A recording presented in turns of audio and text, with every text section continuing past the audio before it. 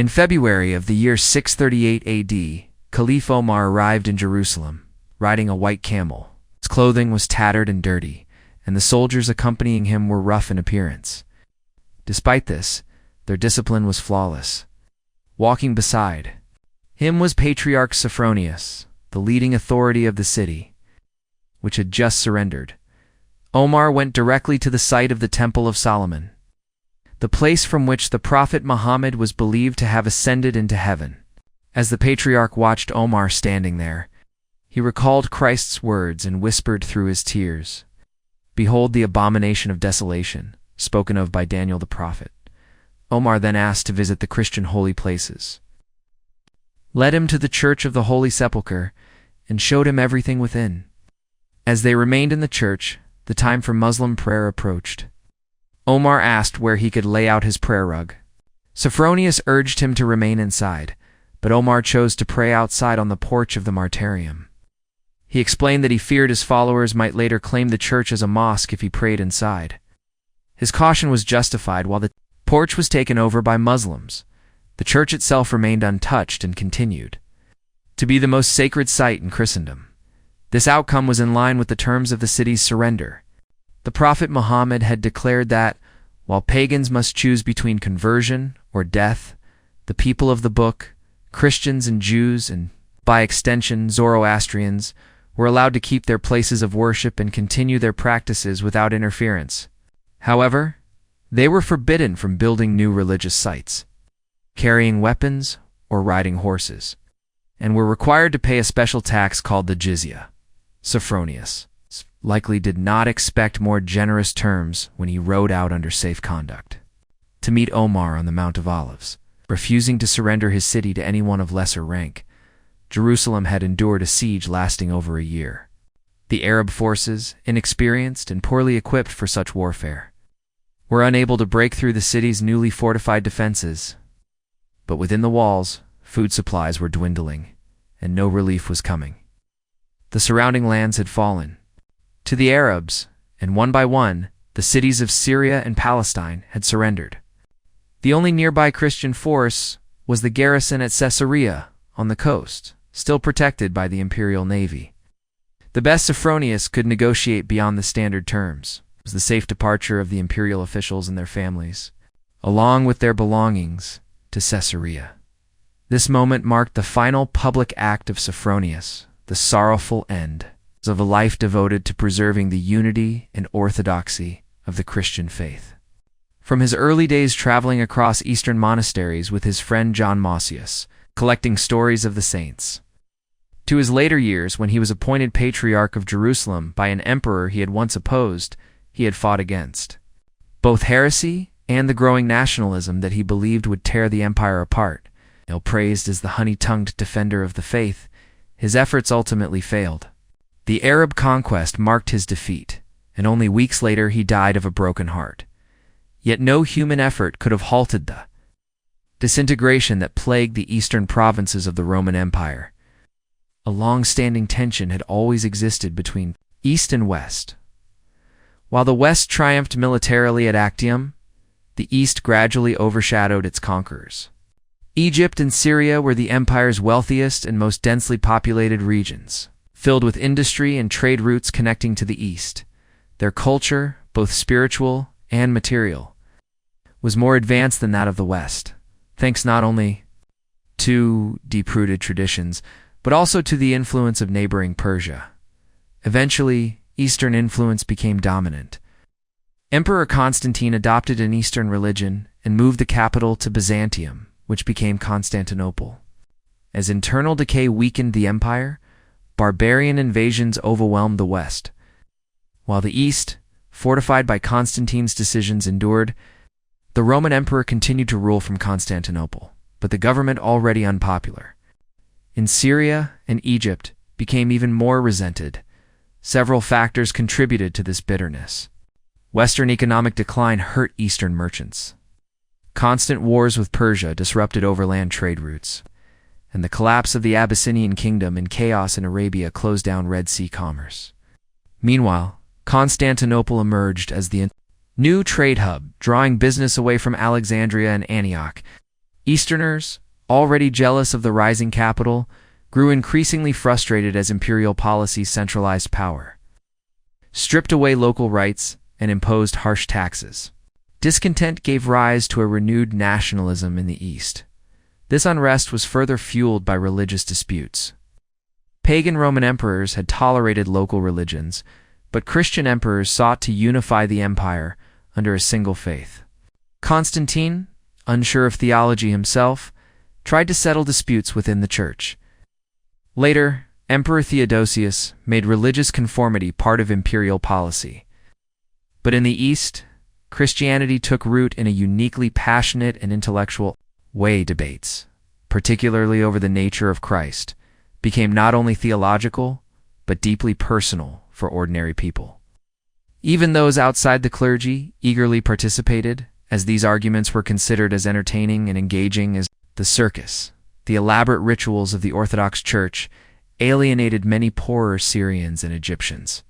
They viewed the clergy not as spiritual leaders, but as agents of imperial control. Rival patriarchs in Alexandria and Antioch resented the rising power of Constantinople's bishop. Out of this discontent, heresies arose, often reflecting both theological and nationalist rebellion. While Arianism largely disappeared from the East, Nestorianism and Monophysitism took hold.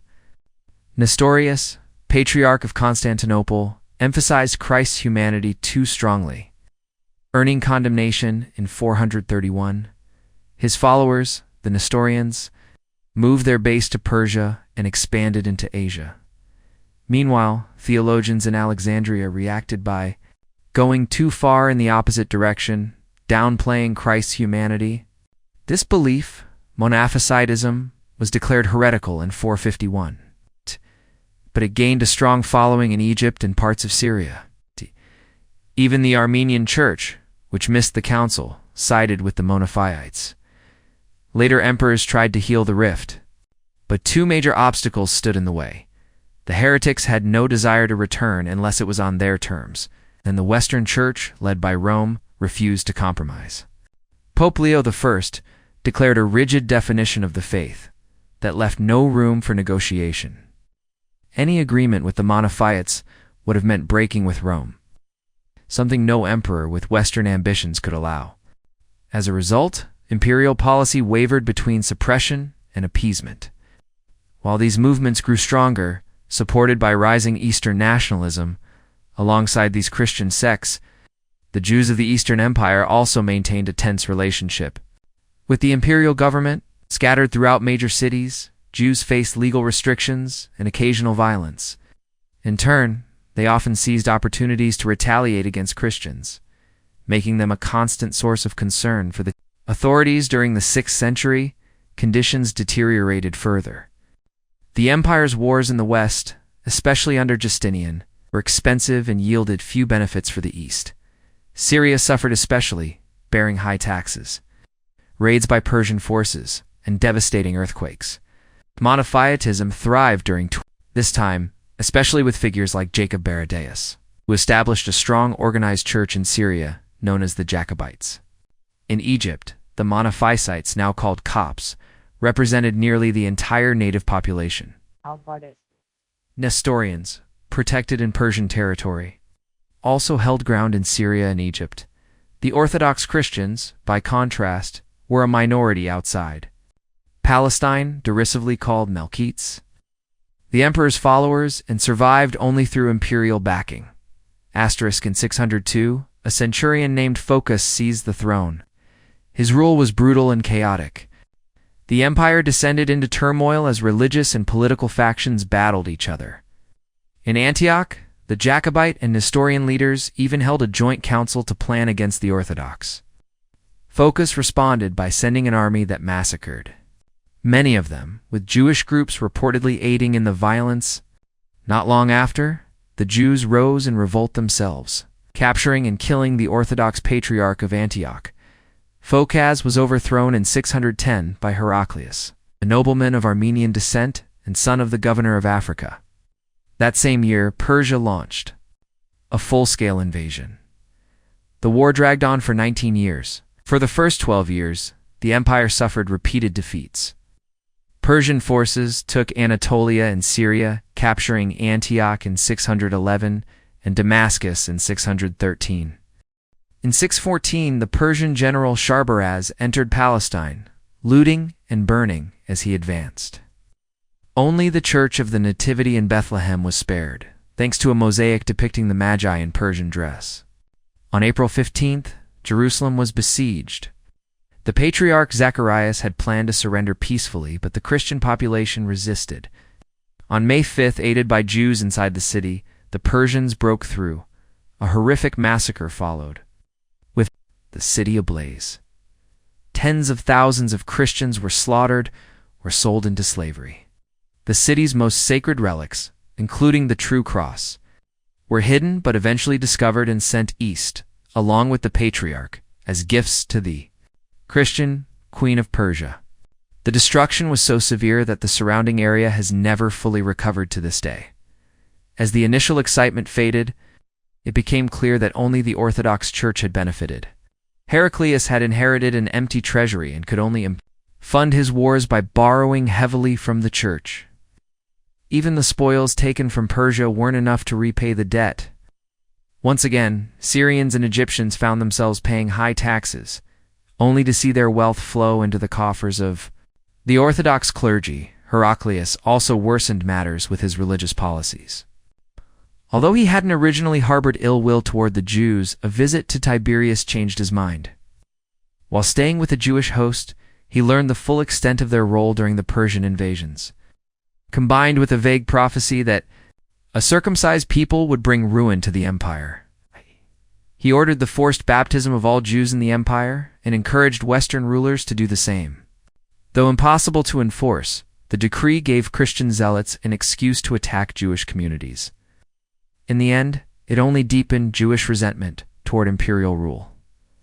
Next, Heraclius became entangled in Christian theology. The Patriarch Sergius of Constantinople, himself of Monophyite background, developed a new doctrine meant to bridge the divide between Monophysites and Orthodox Christians. Heraclius supported it, and the new teaching, called monoenergism, was promoted throughout the empire after the Persian Wars ended. However, despite the endorsement of both the emperor and the Patriarch and even tentative support from the Pope, it met resistance from all sides. Monophysite leaders rejected it outright, and many Orthodox theologians, including Maximus the Confessor in Constantinople and Sophronius in the East, also found it unacceptable. Heraclius pushed hard for its acceptance, but only gained support from his court and a few groups like the Armenians and Maronites. Eventually he revised the doctrine, issuing the Ecthesis in 638 to promote monothelitism instead, but this too failed. The controversy wasn't resolved until the Sixth Ecumenical Council in 680. Meanwhile, the confusion and discord only deepened the crisis among Eastern Christians. In 609, while Heraclius was in Constantinople receiving envoys from as far as France and India, a letter reportedly arrived from an Arab leader who claimed to be a prophet of God, urging the emperor to embrace his new faith. Similar letters were said to have been sent to the rulers of Persia, Abyssinia, and Egypt. While the story is likely a later invention, it's doubtful Heraclius realized how dramatically the Arabian Peninsula was changing at the beginning of the 7th century. Arabia was a land of scattered, unruly tribes, some nomadic, some settled, and a few thriving merchant cities along caravan routes. Most of the region still practiced idol worship, though this was already in decline due to centuries of missionary efforts by Jews, Christians, and Zoroastrians. Zoroastrianism had taken root only in areas under Persian influence. Jews had established communities in many cities, especially Medina, and had converted some Arabs. Christianity had the widest reach. With Orthodox followers in Sinai and Petraea, Nestorians under Persian protection, and Monophysite Christians stretching as far as Yemen, many Arab tribes, such as the Banu Ghassan and Banu Taglib, had fully embraced Monophytism. Arab merchants, traveling across Syria, Palestine, and Iraq, had ample opportunity to explore the major world religions. At the same time, Arabia had its own tradition of monotheism through the Hanifs, But its growing population put pressure on limited resources, and the need to expand beyond the peninsula was becoming more urgent. Into this environment came Muhammad, a man of remarkable vision. He came from Mecca, a holy city dominated by the powerful Quraysh tribe, to which he belonged as a less prominent member. Well-traveled and religiously curious, Muhammad found himself especially drawn to monotheistic Christianity. But he rejected the Trinity in favor of a pure monotheism in line with Hanif beliefs. The faith he preached offered a simplified yet powerful alternative that resonated deeply with the Arab people. His deep understanding of their mindset, combined with his exceptional political skill, allowed him to build a new religious movement in just a decade. In 622, at the time of the Hijrah, his supporters were few. By his death in 632, he had unified. Arabia and his armies were already moving beyond its borders. While rapid rises were not unusual in the East, lasting success was rare. Yet Muhammad left behind a solid foundation, anchored by the Quran, book believed to be the Word of God. It offered not only spiritual guidance, but also rules for daily life, governance, and law. Its clarity and practicality helped Islam expand. Unlike Christianity, which preached peace, but often failed to deliver it, Islam made no secret of its reliance on the sword. Even during Muhammad's life, Muslim forces began raiding Roman territory in Palestine. Under his successor, Abu Bakr, Islamic expansion became a deliberate policy. Arabia was consolidated, and Persian control over Bahrain was ended. A Muslim force moved through Petraea, defeated the Roman governor near the Dead Sea, and captured Gaza. While civilians were treated with some leniency, the Roman soldiers became the first Christian victims of Islamic warfare. In 634, Omar succeeded Abu Bakr as Caliph, continuing the expansion. Meanwhile, Emperor Heraclius, still in northern Syria, realized the Arab threat was serious. His empire, drained by the Persian War, lacked manpower. But many soldiers had been demobilized to save money, and few were eager to re-enlist. A general fatigue and pessimism had settled over the empire. Nevertheless, Heraclius sent his brother Theodore with the Syrian army to restore order. At Agnadain, southwest of Jerusalem, Theodore was decisively defeated. The Muslims then advanced through eastern Palestine and into Syria. Cities like Tiberias, Baalbek, and Homs fell without resistance. Damascus surrendered after a short siege in August 635. Alarmed, Heraclius assembled two armies. One was made up of Armenians and Christian Arabs under Prince Vahan of the Ghassanids. The other, led by Theodore Tritherius, consisted of mixed troops. The Muslims retreated from Damascus and the Orontes Valley to regroup near the Jordan River. Tritherius engaged them at Jabiya, but was defeated. He then held a defensive position at the Yarmouk River, awaiting Vahan's reinforcements. 2636. During a sandstorm, the decisive battle took place. Though the Christian army was larger, it was outmaneuvered. Midway through the fight, the Ghassanid leader and 12,000 Christian Arabs defected to the Muslims. As monophysites, they had long resented Heraclius and they hadn't been paid in months. Their betrayal sealed the outcome. The Muslim victory was total. Both Tritherius and Vahan died, along with most of their men. Palestine and Syria lay open to conquest. For 3 centuries, no Christian army had entered many of these regions.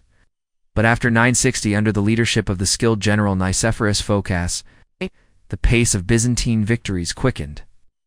In 961, he retook Crete. The following year, he launched a campaign on the Cilician frontier, capturing cities like Anazarbus and Marash, effectively isolating Muslim-held Cilicia in 963.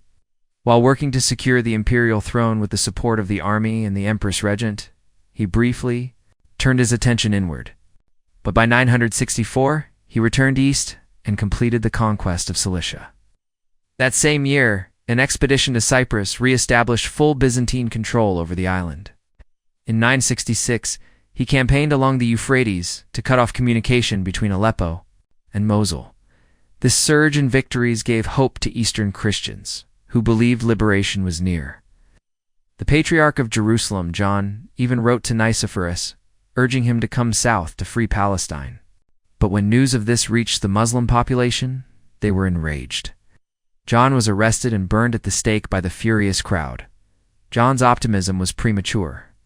In 967 and 968, Nicephorus was occupied with threats in the north. But in 969 he returned to Syria and pushed down the Orontes Valley, capturing cities like Shazar, Hama, and Homs, and reaching the suburbs of Tripoli. He burned several coastal cities, including Tortosa and Latakia, while his generals besieged Antioch and Aleppo. Antioch, home to a large Christian population, was retaken and absorbed into the Byzantine Empire.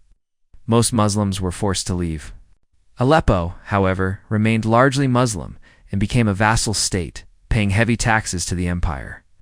Christians were exempt from these taxes, and Byzantine merchants were granted special protections. These humiliating terms hinted that Muslim control over Syria was nearing its end, before Aleppo surrendered.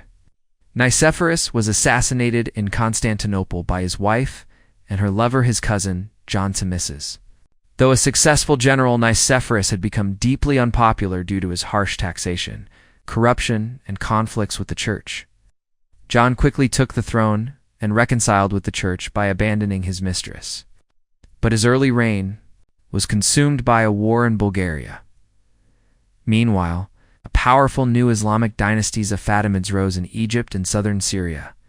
In 971, they even tried to retake Antioch. By 974, John Tzimisces was finally free to refocus on the east. That year, he advanced into Mesopotamia, capturing Nisibin and forcing Mosul into submission. He even considered marching on Baghdad. However, recognizing the Fatimids as a greater threat than the Abbasids, he turned toward Syria the following spring, like his predecessor.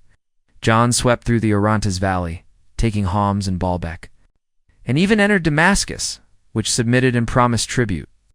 He then moved into Galilee, visiting Tiberias, Nazareth, and Caesarea.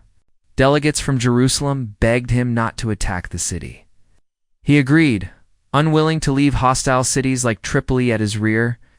As he marched north, he captured more cities and fortified castles in the coastal mountains before returning to Constantinople.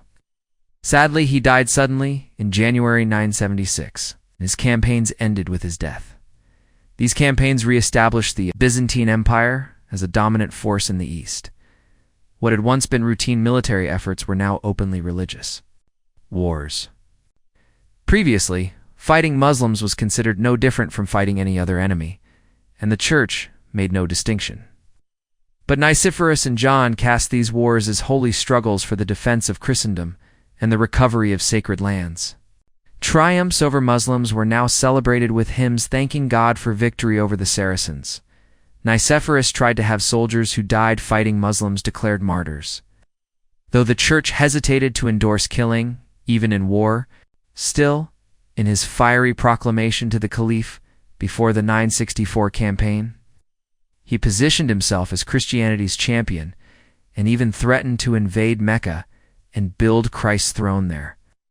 In a letter to the Armenian king, he described his campaign as an effort to free the Holy Sepulchre from Muslim control and spoke reverently of sparing Galilean cities for their Christian history. He hoped to reach Jerusalem but was halted by delays at Tripoli. Meanwhile, Muslims began to rekindle their own religious fervor. In 974, riots in Baghdad forced the Caliph to declare a jihad in response to Byzantine aggression. It seemed the Holy Land might soon return to Christian rule, but this hope faded.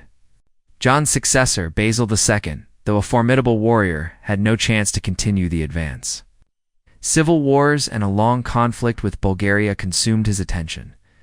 He only visited Syria twice, once in 995 to reassert control over Aleppo, and again in 999 to campaign along the coast. In 1001, recognizing the futility of further attacks, he agreed to a 10-year truce with the Fatimids.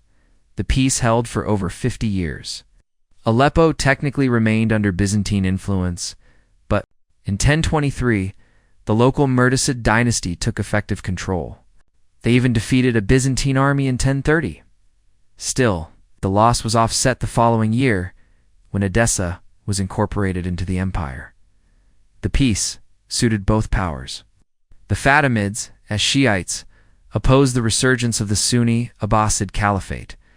In Baghdad and Byzantium viewed the Turks on its eastern frontier as a bigger threat than the Fatimids to the south. This led Basil II to begin annexing Armenian provinces.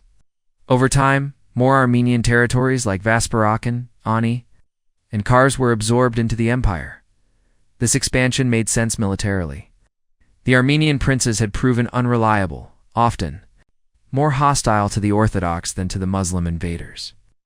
Though many Armenians migrated into the empire and rose to prominence, deep-rooted resentment lingered. The annexations also created instability within the empire, as many disaffected Armenians roamed freely, spreading unrest, while northern Syria came under Christian control. Christians in southern Syria and Palestine largely accepted Fatimid rule. They endured only one period of real persecution. During the reign of Caliph Hakim. Ironically, Hakim, his mother was Christian and who had Christian advisors, turned violently against his early influences.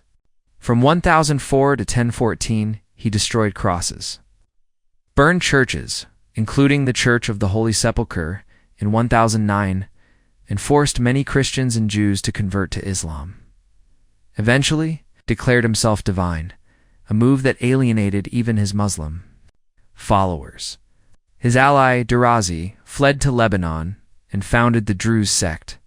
Hakim vanished mysteriously in 1021, likely murdered by his sister. After his death, Palestine briefly came under the rule of the Emir of Aleppo, but Fatimid control was restored in 1029. At 1027, treaty allowed the Byzantine Emperor Constantine VIII to oversee the restoration of the Church of the Holy Sepulchre and pardoned former Christian converts to Islam. Reconstruction began in earnest under Emperor Constantine IX about 10 years later. Byzantine officials were seen frequently in Jerusalem, much to the dismay of Muslim locals, who felt the city had effectively fallen under Christian control. Trade flourished. Places like Tripoli, Greek merchant ships were common, and fear of the Byzantine navy kept the Muslim population cautious. The Amalfitan merchants, protected by the Caliph and loyal to the emperor, prospered in Jerusalem. By the mid-11th century, Christians in Palestine were enjoying one of their most peaceful and prosperous periods, supported by both sympathetic rulers and the growing influx of Western pilgrims. The longing to be a pilgrim lies deep in human nature. To stand in the very places where those we admire once lived, worked, and died creates a powerful sense of connection to them. It also becomes a meaningful way to show our reverence. If great individuals throughout history have memorial sites that attract visitors from afar, it is even more true of places believed to have been touched by the divine. In the early days of Christianity, pilgrimages were rare. Early Christian thinking focused more on the divine nature and universal message of Christ rather than on his human life. In addition, the Roman authorities did not support travel to Palestine. Jerusalem had been destroyed by Titus and remained in ruins until the Emperor Hadrian rebuilt it as the Roman city of Alea. Still, Christians preserved the memory of the places where Christ's life unfolded. Hadrian even built a temple to Venus over the site of Calvary, possibly to counteract the Christian reverence for it. By the 3rd century, Christians were already familiar with the cave at Bethlehem where Christ was born. They also visited the Mount of Olives, the Garden of Gethsemane, and the site of the Ascension. Praying at such sacred places and seeking spiritual growth through these visits became part of Christian life. With the rise of Christianity, pilgrimage became more common. Emperor Constantine supported the new faith, and his mother, Empress Helena, one of history's most determined religious seekers, journeyed to Palestine. There she uncovered the site of Calvary and sought relics of Christ's passion. Her discoveries were affirmed by Constantine, who ordered the construction of a church on the site. That church, despite many changes, remains Christianity's most revered shrine, the Church of the Holy Sepulchre. Soon after, pilgrims began traveling in great numbers to the Holy Land. Most left no records, so we can't know exactly how many went. But we do know that by the early 4th century, people were already journeying from far away, such as one traveler from Bordeaux. Not long after, a dedicated woman known as Etheria Rohr, sometimes Saint Sylvia of Aquitaine, documented her pilgrimage. In detail, toward the end of the 4th century, Saint Jerome, one of the most important Latin church fathers, moved to Palestine. Many of his followers, particularly wealthy Roman women, followed him. From his cell in Bethlehem, he welcomed a steady stream of pilgrims who came to see him after visiting the sacred sites. While St. Augustine, one of the greatest Western theologians, believed pilgrimages were unnecessary and even risky, St. Jerome took a different view. Although he did not claim that living in Jerusalem brought any special spiritual benefit, he argued that praying in the very places where Christ had walked was a powerful act of faith. Jerome's perspective proved more popular than Augustine's. Pilgrimages increased rapidly and were even supported by the authorities. By the beginning of the 5th century, it was said that around Jerusalem alone, there were as many as 200 monasteries and hospices to welcome the pilgrims, many of them supported by the imperial court. The mid-5th century marked the peak of early Christian pilgrimage to Jerusalem. Empress Eudocia, a woman of deep faith and a former philosopher's daughter from Athens, moved to the city after a troubled life at court. In addition to writing hymns, she supported the growing practice of collecting relics.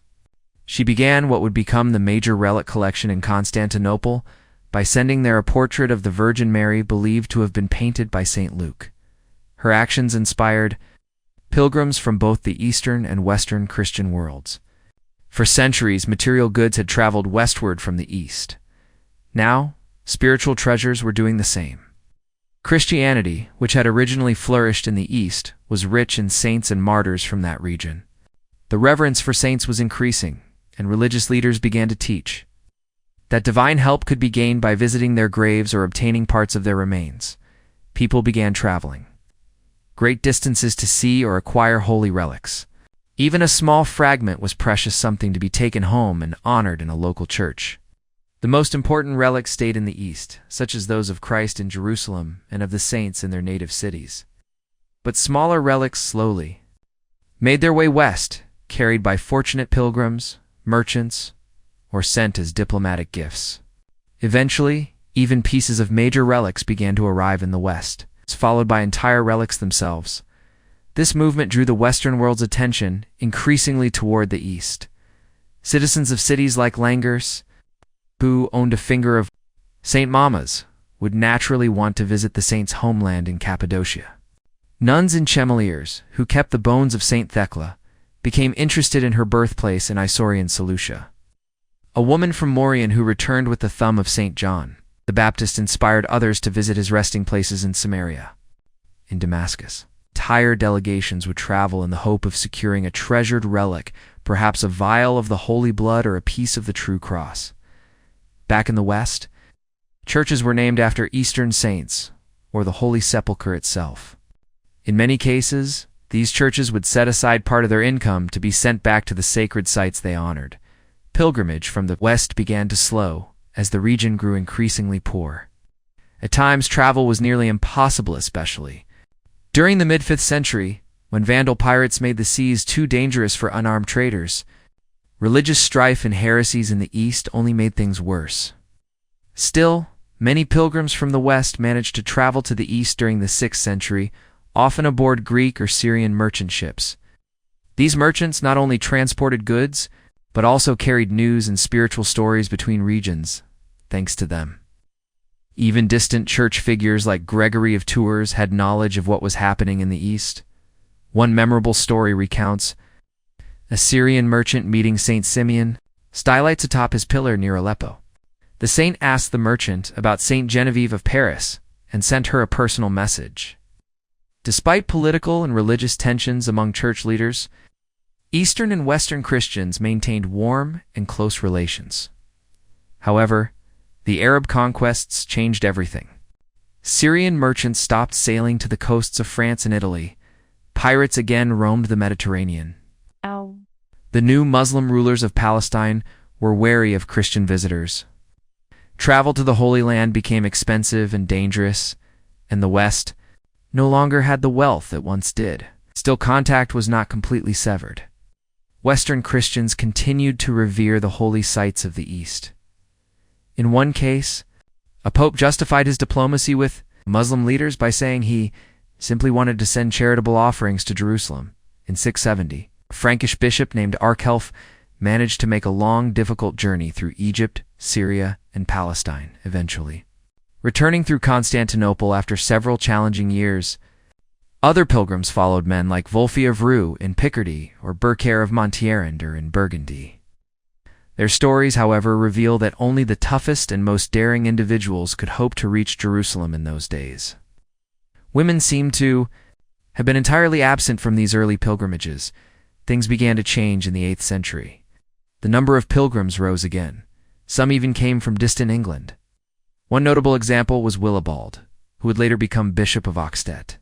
As a young man, he left Rome in 722 for the Holy Land and returned only in 729.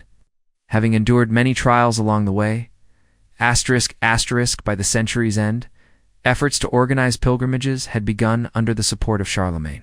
I had brought order and some prosperity back to the West and forged a diplomatic relationship with Caliph Harun al-Rashid. Pilgrim hostels funded by Charlemagne were built in the Holy Land, and records suggest that many pilgrims, including women, reached Jerusalem. During this time, nuns from Christian Spain were even sent to serve at the Church of the Holy Sepulchre, but the revival was short-lived. The Carolingian Empire declined, and Muslim pirates returned to the eastern seas. Norse raiders attacked from the west by 870 when Bernard the Wise visited Palestine. Charlemagne's establishments were still standing, but nearly deserted and falling into ruin. Bernard himself had only made the trip by obtaining a special passport from Muslim officials in southern Italy, and even that wasn't enough to allow him. Entry into Alexandria, the 10th century, marked the beginning of a golden age of pilgrimage. The Arab pirates in Italy and southern France were defeated, and in 961 the island of Crete was taken back from them. By then, the Byzantine navy had secured the seas, and Mediterranean trade had fully revived. Greek and Italian merchant ships could once again travel freely between their ports, and even began reopening trade routes with Syria and Egypt, often with the cooperation of Muslim rulers. Now, pilgrims could easily book passage from Venice or Bori to ports like Tripoli or Alexandria. Many, however, preferred to stop in Constantinople, both to admire its vast relic collections and to continue their journey by sea or land through newly secured Byzantine territory. In Palestine itself, Muslim authorities, whether Abbasid, Ekshid, or Fatimid, rarely obstructed the pilgrims. Instead, they welcomed the visitors for the economic benefits they brought. These improved conditions deeply influenced Western religious thinking. It's unclear when pilgrimages became official forms of penance, but early medieval penitential manuals often recommended them without specifying a destination. Gradually, a belief emerged that certain sacred places had special spiritual power. Visiting them was thought to bring not just inspiration but divine forgiveness for sins. Pilgrims believed they could connect with God and the saints at these sites and receive a kind of spiritual cleansing in return. From the 10th century onward, 4 major destinations came to hold particular significance: the Shrine of St. James at Compostela in Spain, St. Michael's Sanctuary at Monte Gargano in Italy, the sacred sites of Rome, and most of all, the Holy Land. These places were now much easier to reach, thanks to the more peaceful conditions and the friendliness or, at least tolerance of, Muslim rulers. Still, the journey was long, costly, and exhausting. This difficulty gave the pilgrimage a dual purpose, spiritual and corrective. For criminals, it served as both a punishment and a chance for redemption. Removed from their communities, faced with the challenges of the road, and overwhelmed by the sacred atmosphere of their destination, they often returned transformed. Although records mostly preserve the names of wealthy or prominent pilgrims, we know that such journeys were frequent. Among the notable Western nobles who made the trip were Hilda, Countess of Swabia, who died during her pilgrimage in 969, and Judith, Duchess of Bavaria, sister-in-law to Emperor Otto I, who traveled the next year. Counts from regions like Ardèche, Vienne, Verdun, Arcy, Anhalt, and Gorizia also undertook pilgrimages. Leading churchmen were just as enthusiastic. Saint Conrad, Bishop of Constance, went to Jerusalem 3 times. Saint John, Bishop of Parma, 6 times. Others included the Bishop of Olivola in 920, abbots from many monasteries across France. These efforts were mostly private, but a new organizing force had emerged in Western Europe. In 910, Count William I of Aquitaine founded the Abbey of Cluny. Within decades, Cluny had grown into the spiritual center of Western Christendom, led by a series of influential abbots and closely linked to the papacy. The Cluniac monks saw themselves as guardians of the Christian conscience, and they strongly supported pilgrimage. By the early 11th century, the Cluniacs controlled much of the traffic to the Spanish shrines. They also began organizing and promoting pilgrimages to Jerusalem. Their influence is seen in the many French and Lorraine pilgrims who made the journey, especially from regions close to Cluny, while German and English pilgrims remained numerous. The French now far outnumbered them. Even rival dynasties supported the cause. The powerful counts of Anjou and dukes of Normandy, despite their conflicts, were both allies of Cluny and champions of the Eastern pilgrimage. Fulk Nera, Count of Anjou, made 3 trips to Jerusalem between 1002 and his death. Duke Robert of Normandy led a great company there in 1035. These journeys were carefully documented by Cluniac chroniclers, such as the monk Rodolphus Glaber. The Normans in general were deeply devoted to Saint Michael, and many traveled to his shrine at Monte Gargano. From there, the more ambitious pilgrims continued on to the Holy Land. By the mid-11th century, Normans formed such a large part of the pilgrimage population that the Byzantine government, upset by Norman military raids in southern Italy, began to treat pilgrims with suspicion. The Normans' cousins from Scandinavia were nearly as enthusiastic. Scandinavians had long been drawn to Constantinople, which they called Micklegarth, a place they sometimes imagined as the mythical Asgard. As early as 930, Norsemen were serving in the Byzantine army. By the 11th century, so many were present that a special Norse unit, the famed Varangian Guard, was formed. These Varangians often used their military leave to travel to Jerusalem. The first we know of was Kolskegor, who went in 992. The famous Harald Hardrada also visited the city in 1034. Many Norwegians, Icelanders, and Danes joined Byzantine service for several years, then made the pilgrimage before returning home with their savings and stories, inspiring others to follow. Some even claim to have seen Olaf Tryggvason, Norway's first Christian king, in Jerusalem.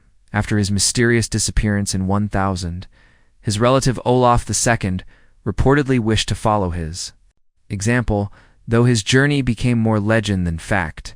Many of these northern kings were men with violent pasts seeking forgiveness. Svein Godwinson, half Danish and involved in murder, set out for Jerusalem with a group of Englishmen in 1051, but died crossing the Anatolian mountains. He had walked barefoot in penance. Gudradson, king of the Isle of Man, had killed his brother and made the journey seeking forgiveness as well. Scandinavian pilgrims often preferred a circular route, sailing south through Gibraltar and returning north through Russia. In the middle of the 11th century, the eastern Mediterranean seemed to be entering a period of lasting peace. The two dominant powers, Fatimid Egypt and the Byzantine Empire, maintained friendly relations. Neither side was looking for conflict, and both shared an interest in restraining the Muslim states to the east, where Turkish warlords were beginning to stir unrest. Still, these disturbances did not yet cause real concern in Constantinople or Cairo. The Fatimids were particularly tolerant toward Christians. Since the death of the Caliph Hakim, there had been no major persecutions. Trade routes were open, and ports welcomed merchants from both Byzantium and Italy. This openness extended to pilgrims as well, who found themselves generally well received. Byzantium's military strength helped secure this goodwill. A line of formidable warrior emperors had expanded the empire's borders from the mountains of Lebanon to the Danube River, and from Naples in the west to the Caspian Sea in the east, though not immune to corruption or the occasional riot. The empire was more efficiently governed than any other contemporary state. Constantinople, the imperial capital, had reached unmatched levels of prosperity. It was the commercial and financial center of the world. Merchants from Italy, Germany, Russia, Egypt, and beyond flocked to its markets, eager to trade their goods for the fine luxury items produced in the city's workshops. The scale and energy of Constantinople amazed every visitor. Its busy harbors, overflowing markets, sprawling suburbs, towering churches and palaces made it larger and more vibrant than either Cairo or Baghdad. Even though the court was currently dominated by two eccentric and aging princesses, it still seemed to many like the center of the universe. If art reflects the soul of a civilization, then Byzantine culture had reached a remarkable height.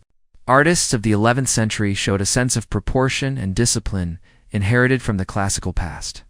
But they also drew on Eastern influences, embracing the intricate, decorative style of Persia and the spiritual intensity of the ancient Near East, whether in miniature ivory carvings, majestic mosaic walls, or rural churches like those at Daphne and Hosios Lakas. Their creations reveal a masterful fusion of diverse traditions. Literature from the time also demonstrates this cultural richness. Although somewhat bound by the heavy shadow of classical models, it offered impressive diversity and quality.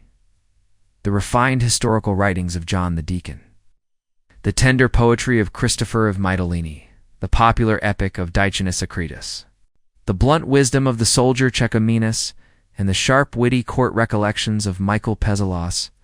The intellectual mood of the period resembled the confidence of the 18th century, though it remained grounded in spiritual seriousness and a deep-seated pessimism that never quite left. Byzantium, the Greek temperament was complex and elusive, quite different from the idealized image often painted of ancient Athens. In Byzantium, this character had been further shaped by centuries of Eastern influence, resulting in a web of contradictions. The Byzantine was often pragmatic, skilled in commerce, and hungry for recognition, yet could suddenly abandon it all for a life of solitude and religious devotion. He passionately believed in the divine role of the empire and the sacred authority of the emperor, yet also held strong individualistic tendencies and would quickly rebel against a ruler who failed him. Though he abhorred heresy, the mystical nature of Orthodox Christianity allowed for broad philosophical interpretation, even among the clergy. He looked down on all foreign peoples as barbarians, yet could readily borrow from their customs and beliefs. Despite his sophistication and pride, he remained vulnerable in spirit. Byzantium had survived so many close calls with destruction that its people lived with a constant undercurrent of anxiety. In moments of panic, they could be driven to acts of cruelty that went against their more civilized instincts. The present might seem peaceful and prosperous, but countless ancient prophecies warned of an eventual downfall, and those warnings were taken seriously. True peace and lasting joy, the Byzantine believed, could never be found in this fragile, uncertain world, but only in the eternal kingdom of heaven. In southern Italy, political control was fragmented. While some regions, like Naples and Gaeta, continued trading with Muslim territories, they were less respectful of the Byzantine emperor's authority. Inland areas were held by Lombard princes from Benevento and Salerno, who often switched allegiances between the Eastern and Western empires, showing little real loyalty to either. Despite repeated efforts by Byzantium to reclaim it, Sicily remained under Muslim rule. Raids from Sicily and North Africa only added to the instability in Italy. Amidst this confusion, many Norman adventurers from northern France arrived, some as pilgrims heading to Jerusalem or to the famous shrine of St. Michael on Monte Gargano, others as mercenaries who stayed to serve the Lombard princes. With Normandy overcrowded and younger sons left landless, many Normans looked abroad for opportunity. Their ambitions, which would soon lead them to conquer England, now turned toward the east. Southern Italy and its chaos seemed like the perfect place to start in 1040. 6 brothers, the sons of a minor Norman nobleman named Tancred de Hauteville, seized the town of Melfi in the Apulian hills and established a principality. At first, the local Byzantine authorities dismissed them. But the Western Emperor, Henry III, hoping to claim influence in this contested region, and the Pope he had appointed eager to undermine the power of the Patriarch of Constantinople both, gave the Normans their backing. Within just 12 years, Tancred's sons had taken control over the Lombard principalities, pushed the Byzantines into the far south of Calabria and along the coast, and were launching raids as far north as Rome. Alarmed, the Byzantine government recalled the governor of Apulia, Marianus Argyrus, and sent him back with greater authority. Militarily, Marianus accomplished nothing. The Normans defeated his small army with ease. Diplomatically, he fared better. The Pope, Leo IX, was becoming anxious. The Norman rise was more serious than either he or Henry III had expected. Although Henry was distracted by a campaign in Hungary, he sent assistance to the Pope. In the summer of 1053, Leo marched south with an army of Germans and Italians, framing the conflict as a holy war. A Byzantine force was supposed to join him, but before it arrived, the Normans attacked outside the town of Civitate. The Pope's army was crushed, and he was captured. To secure his release, he was forced to abandon his policy entirely. This marked the last real attempt to stop Tancred's sons. Henry III died in 1056, and his successor, Henry IV, was still a child. The regent, Agnes of Poitou, was too preoccupied in Germany to intervene in the south. The papacy chose a pragmatic course, the Council of Melfi, in 1059. Pope Nicholas II officially recognized Robert Guiscard-Tancred's surviving eldest son as Duke of Apulia and Calabria, by the grace of God and St. Peter, and with their aid of Sicily. Rome considered this recognition a form of vassalage, though Robert did not. With papal legitimacy, the Normans rapidly completed their conquest. The coastal republics soon surrendered, and by 1060, Byzantium's last possession in Italy was the fortified city of Bari. Meanwhile, Robert's younger brother Roger began the slow but steady conquest of Sicily from the Arabs.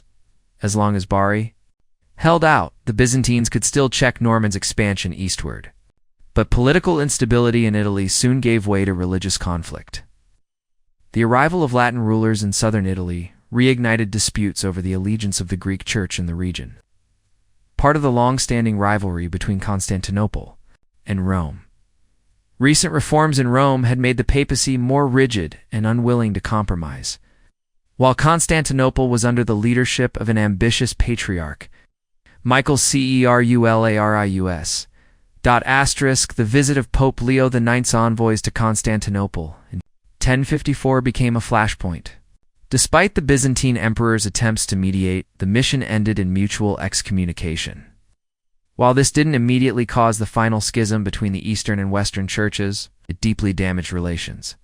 Cerularius, after losing political power and being exiled by Emperor Isaac, was later seen by Byzantines as a defender of their independence. He was eventually canonized by his niece, Empress Eudocia Macromacdo. To the rulers of Byzantium, the conflict with Rome was a minor concern. Their attention was increasingly focused on the East, where more pressing problems were emerging. The collapse of the Abbasid Caliphate had unintended consequences. As Iraq's economy declined, global trade routes began to shift. Merchants from the Far East no longer brought their goods through Baghdad into the Byzantine Empire. Instead, they preferred the Red Sea route through Egypt, where Italian merchants carried the goods on to Europe. Byzantium was no longer at the center of trade. Meanwhile, instability across the Abbasid frontier had closed the old overland caravan route. From China through Turkestan and Persia, the alternate route north of the Caspian Sea was also unreliable. For centuries, the Abbasid Caliphate had served as a protective buffer between civilization and the chaos of Central Asia.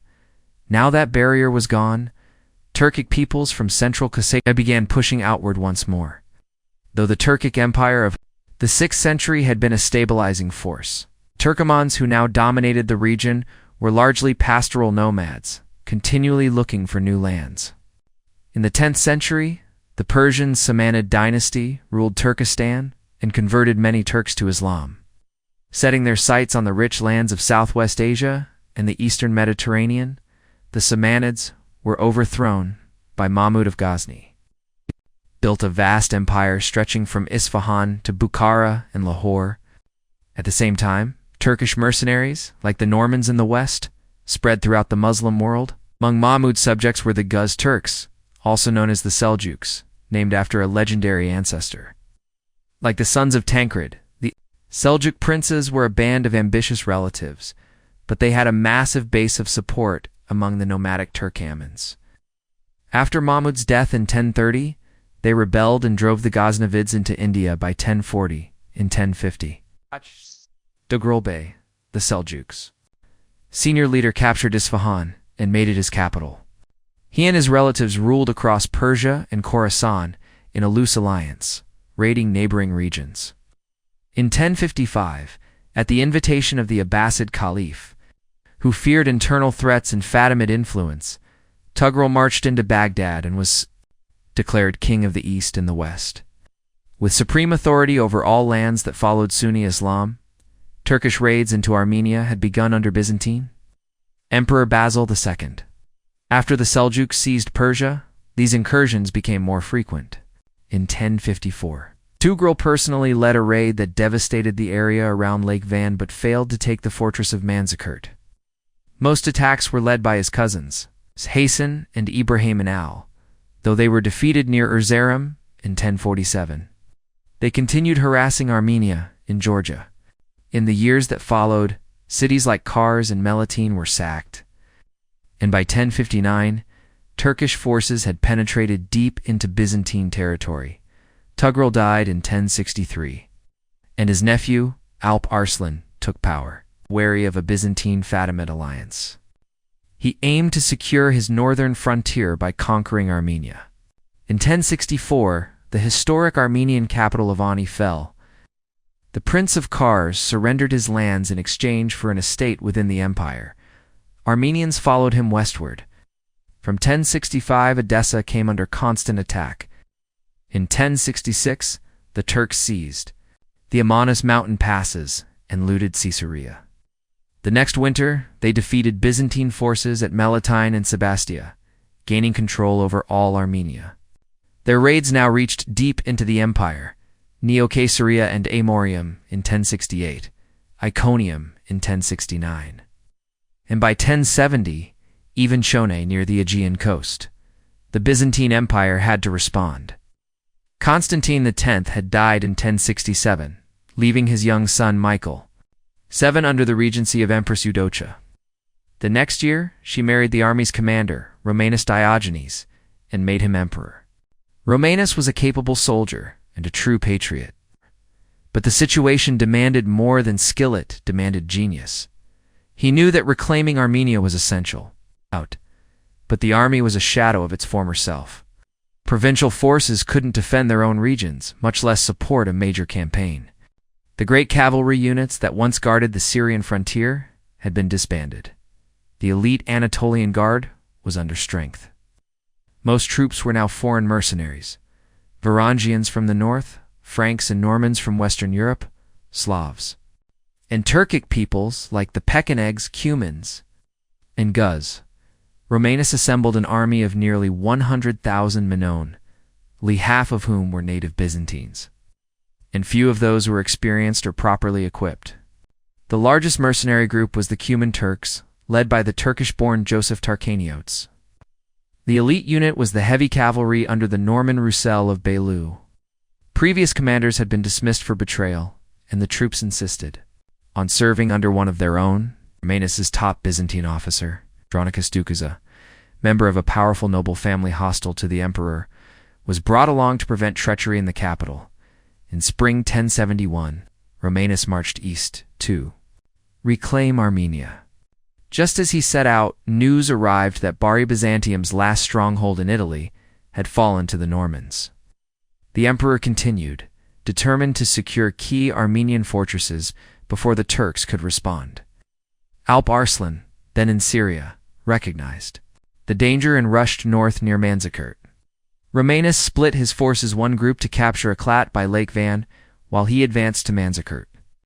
Learning of the Seljuk approach, he turned to reunite the army but failed to send scouts.